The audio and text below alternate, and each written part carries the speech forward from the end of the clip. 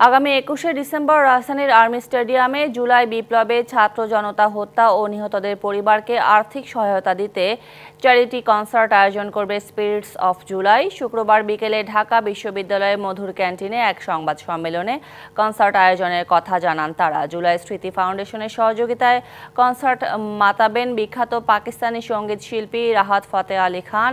বিনা পারিশ্রমিকে কনসার্টে গাইবেন তিনি। কনসার্ট থেকে আয়ের অর্থ অভ্যুত্থানের শহীদ ও আহতদের পরিবারকে দেয়া হবে বলে জানান আয়োজকরা।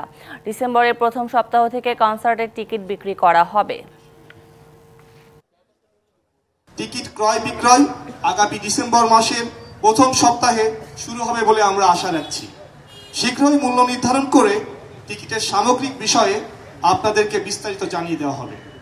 নগদের সর্বোচ্চ বার ১৬৭ টাকা রিচার্জে পাবেন ১ লাখ টাকা পুরস্কার। আরও আছে প্রতি সপ্তাহে পুরস্কার ও ক্যাশব্যাক।